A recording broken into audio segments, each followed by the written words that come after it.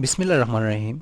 Secondary biology chapter number 20 chromosomes and DNA के अंदर आज हम पढ़ेंगे कि how DNA encodes a protein structure. ठीक है नहीं, how DNA encodes a protein. सही कि मतलब डीएनए जिसके अंदर it is a sequence of nucleotide. ऐसे ही है, हम पीछे पढ़ चुके हैं नहीं, न्यूक्लियोटाइड्स का सीक्वेंस होता है, जबकि जो प्रोटीन है it is sequence of amino acid. सही। अच्छा, जो डीएनए होता है ना, इसको जो स्टडी करते हैं इसको हम जीनोमिक्स कहते हैं। सही, बेसिकली आप जीन स्टडी कर रहे हैं, जीनोमिक्स आ जाती है। सही। और सीक्वेंस ऑफ अमाइनो एसिड आप स्टडी करते हैं, आप प्रोटियोमिक्स कह देते हैं, study of protein structures, proteomics. सही। So how genomics links with proteomics या how DNA encodes a protein. Simple है, मतलब डीएनए के पास कोड होता है like A T C G A T A, इस तरह का कोड होता है। सही। वो क्या करता है, इस कोड को कॉपी करता है आरएनए की शक्ल में। सही। और आरएनए जो है वो आगे प्रोटीन्स बनाती हैं with the help of ribosomes, with the help of ribosomes. यानी DNA get copied in the form of RNA और आरएनए से आगे राइबोसोम्स इसकी प्रोटीन्स बनाते हैं। Ribosomes are protein factory, ribosomes are protein factory.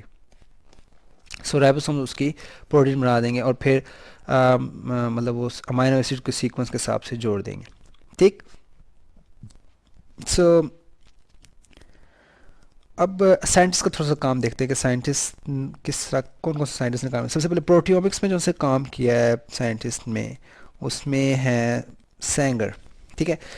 Scientist था, बायोकेमिस्ट था, basically English biochemist, मतलब फ्रेडरिक सेंगर, एफ सेंगर कह रहे हैं, 1953 के अंदर। एफ सेंगर इन 1953। तो उसने पहली दफ़ा जो सा है एक अमाइनो एसिड का सीक्वेंस निकाला इंसुलिन का। ठीक है, उसने इंसुलिन को स्टडी किया। इंसुलिन का आपको आइडिया है, मतलब इंसुलिन जो कि हार्मोन है और ये मतलब ब्लड ग्लूकोज लेवल को कम करता है। ठीक है, इंसुलिन जो कि हार्मोन है। सो उसने उसका कह लेंगे अमाइनो एसिड का सीक्वेंस स्टडी किया। Sengar studied amino acids sequence of insulin. ठीक है, इंसुलिन का उसने सीक्वेंस देखा। तो पहली दफ़ा किसी भी प्रोटीन का हमें पता चला कि अमाइनो एसिड का सीक्वेंस होता है और उसने कंप्लीट सीक्वेंस फाइंड किया। ठीक है। सो ये इसका काम था कह लेंगे सेंगर का प्रोटियोमिक्स में। फिर इसी तरह एक साइंटिस्ट था अगेन। ठीक है, उसने इस दफ़ा जीनोमिक्स में काम किया और उसका नाम था वर्नन इनग्राम। ठीक है, वर्नन, ये आपको याद करने पड़ेंगे क्योंकि आपकी ज़ाहिर बात है आपके पेपर में भी आ सकते हैं और आपको आइडिया होता जाएगा। मतलब मेंडल्स ने जब जेनेटिक्स का काम किया उसके बाद उसके काम को रीडिस्कवर हुआ गया, फिर Aahista Aahista nucleic acid find किया गया, न्यूक्लिक एसिड क्या है, फिर डीएनए क्या है, क्रोमोसोम्स और डीएनए में क्या फ़र्क है, फिर क्रोमोसोम्स के अंदर जीन्स क्या होते हैं और जीन्स में डीएनए मौजूद है और डीएनए किस तरह प्रोटीन कोड कर रहा होता है। सो ये सब काम एक सीरीज से चल रहा है थ्रू आउट, मतलब जिस तरह शुरू से हम पढ़ रहे हैं। सो वर्नर इनग्राम था एक और साइंटिस्ट था जिसने जीनोमिक्स में काम किया और उसने पहली दफ़ा जो कह लें कि सिकल सेल है, ठीक है, उसकी उसने मतलब जो बेसिक रीज़न थी वो फाइंड की। मतलब इसने सिकल सेल एनीमिया को, अब सिकल सेल एनीमिया आपको आइडिया है वैसे क्या है? चलो मैं बता देता हूँ। सिकल सेल एनीमिया में क्या होता है कि मतलब it is a disease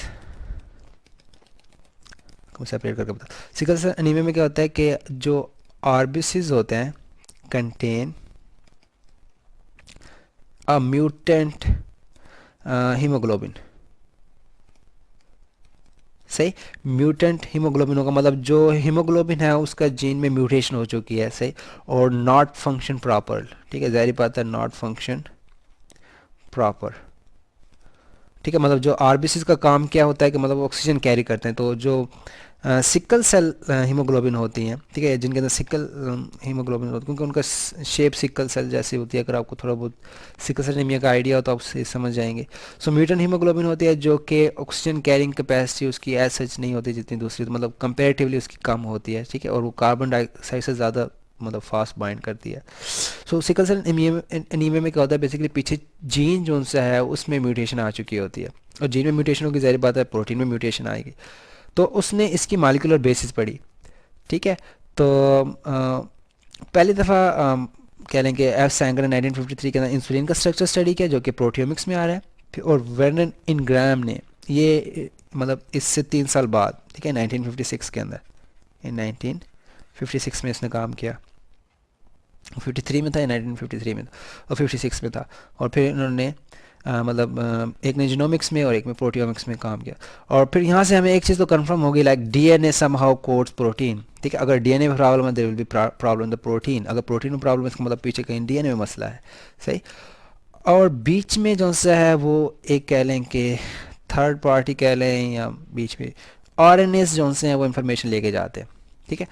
like DNA जो है वो सिर्फ न्यूक्लियस में रहता है, प्रोटीन्स जो सी हैं बायोसाइटोप्लाज्म में बनती हैं।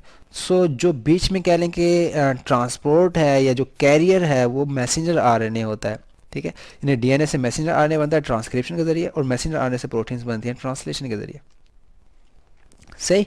सो जो ऊपर साइंटिस्ट का काम था, ठीक है, वहाँ से एक चीज़ तो हमें आइडिया होगा कि लाइक जो डीएनए इसके पास इंफॉर्मेशन स्टोर होती है, और इसी के सीक्वेंस ऑफ न्यूक्लियोटाइड्स के अगेंस्ट में हमें सीक्वेंस ऑफ अमाइनो एसिड्स मिलता है, ठीक है। अब हम देखेंगे उसकी डिटेल में मजीद जाएंगे कि नहीं, how sequence of nucleotides get itself ready, या how sequence of nucleotides convert into sequence of amino acid, ठीक है। ट्रांसलेशन ट्रांसक्रिप्शन दोनों के बारे में पढ़ेंगे। लेकिन एक चीज़ तो हमें आइडिया हो गया था कि जो सीक्वेंस ऑफ न्यूक्लियोटाइड्स है ये सीक्वेंस ऑफ अमाइनो एसिड को डिटरमाइन करता है, और उसको हम जीन कहते हैं, सही। सो यहाँ से हमें जीन्स का कम से कम आइडिया होगा व्हाट इज़ अ जीन, के जो सीक्वेंस ऑफ अमाइनो एसिड है, sorry, sequence of amino acid कौन सा है, मतलब यहाँ पे जो न्यूक्लियोटाइड का सीक्वेंस है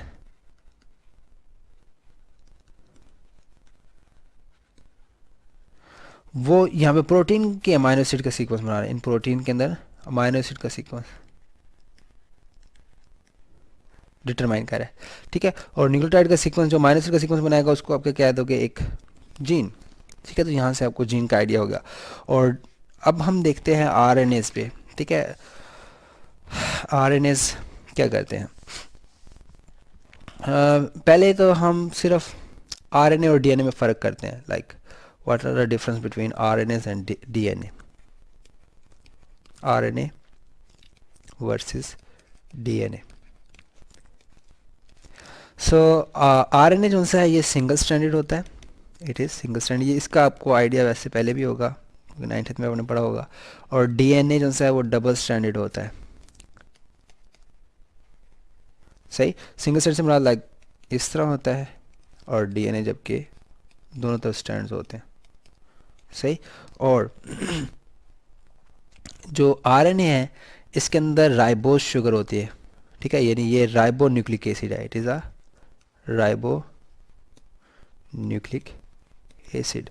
और जबकि ये डीऑक्सी राइबो न्यूक्लिक एसिड है, सही। ये डीऑक्सी राइबोज होती है इसके अंदर ऑक्सी राइबोज होती है, सही। ओके, एक तो नाम का फ़र्क आ गया, दूसरा स्ट्रैंड्स का फ़र्क आ गया। इसके अलावा जो आरएनए होता है ये डीएनए में भी, सॉरी, न्यूक्लियस में भी होता है, present in nucleus and cytoplasm, सही। जबकि जो डीएनए होता है इट प्रेजेंट इन न्यूक्लियस, ठीक है, ये सिर्फ न्यूक्लियस के अंदर पाया जाता है, और या आर की जगह बल्कि एंड कर दे, and in self replicating organelles. ये चीज़ शायद आप पहली दफ़ा पढ़ रहे हो, या आपको शायद आइडिया भी हो। सेल्फ रेप्लिकेटिंग ऑर्गेनेलिज कौन सी होती हैं, जो खुद ब खुद डिवाइड हो सकती हैं, फॉर एग्जांपल जी माइटोकॉन्ड्रिया, ठीक है, या फिर प्लास्टिड्स में क्लोरोप्लास्ट में सेल्फ रेप्लिकेट, तो उसके अंदर भी डीएनए मौजूद होता है, ठीक हो गया। RNA can be made from DNA, या आरएनए इज मेड फ्रॉम कर लें, आरएनए जो सा हमेशा जो सा इज मेड फ्रॉम डीएनए,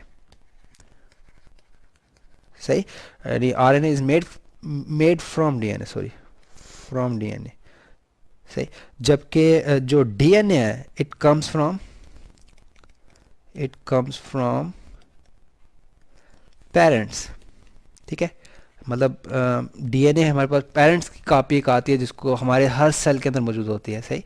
मतलब जो सबसे पहले फर्टिलाइजेशन के जरिए जाइगोट बनता है, उसके अंदर जो पहली कॉपी होती है डीएनए की, वही कॉपी हर सेल्स तक होती है, सही। सो डीएनए जो है पेरेंट्स की तरफ से आता है, सही।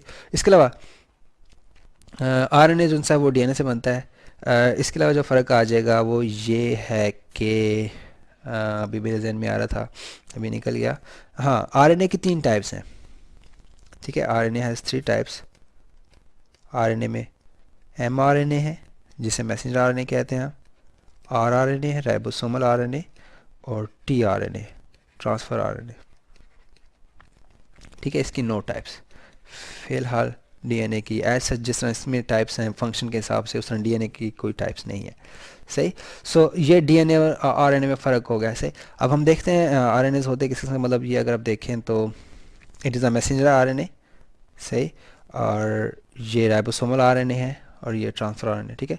मैसेंजर आरएनए से मुराद एमआरएनए, राइबोसोमल से मुराद आरएनए, आरआरएनए, ठीक है, और टीआरएनए ट्रांसफर आरएनए, सही। और जो मैसेंजर आरएनए होता है, ठीक है, मैसेंजर आरएनए बनता है मतलब मेड फ्रॉम डीएनए। वैसे ये सारे डीएनए से बनते हैं, राइबोसोमल आरएनए भी, मैसेंजर आरएनए भी, और ट्रांसफ़र आरएनए भी, ठीक है। और इस प्रोसेस को आप कहते हो ट्रांसक्रिप्शन, इस सारे प्रोसेस को आप क्या कहते हो, ट्रांसक्रिप्शन, ठीक है। इसके बारे में हम आगे जाके पढ़ेंगे, what is transcription and how RNA is made from DNA. और तीनों किस्म के जिनसे आरएनए वो डीएनए बनाएगा। और ये जो तीनों आरएनए ये प्रोटीन सिंथेसिस में हेल्प कर रहे होते हैं, ठीक है।